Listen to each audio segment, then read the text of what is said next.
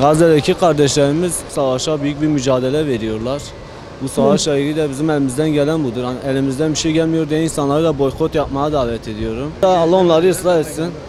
Elimizden, biz halkın elinden pek bir şey gelmiyor ama yani dünya yöneticilerin elinden geliyor. Onlar da yapmıyorlar bunu. Hiçbir şey yapmıyorlarsa boykot yapsınlar.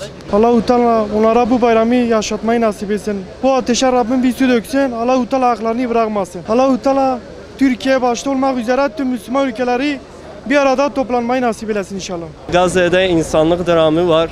Yani bir an önce savaşın bitmesini istiyoruz. Herkesin mesela tüm ülkeler olarak yardım etsinler. Biz insanlar olarak da her şeyi alıyoruz ama bayramda onlar alamıyor. Biz çok üzülüyoruz. Allah yardımcıları olsun. Gazze'deki zulmü bitirmek için buradayız. Boykotu daha fazla yapmamız lazım. Gazze'deki kardeşlerimiz ölmesin. İsrail'in zulmünün durması için yürüyoruz. Allah Resulü diyor ya, hani bir işi elinizle düzeltemediğinizde dilinizle o işi dilinizle düzeltemiyorsanız da kalbinizle buğz edin, biz de dilimizle düzeltmek için buradayız.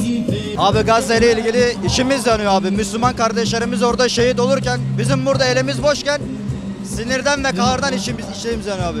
Biz de onlar için buraya yürüyüş yapıyoruz. Allah ve onlar için. Allah'ın bize emrettiği gibi cihad etmemiz lazım. Bunun başka çaresi yok.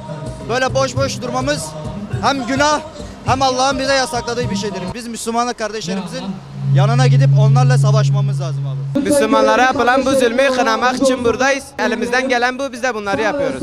Hz. İbrahim'in ateşine su taşıyan karınca gibi biz de yapabildiğimizi yapıyoruz.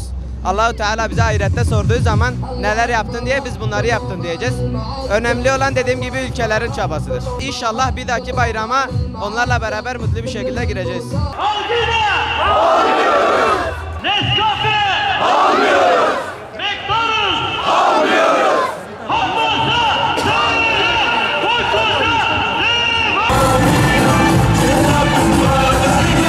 سنعانق مجد المولى ونعيد المجد الميمون وسنكتب في المجد نصرا وندق حصونك عسيرا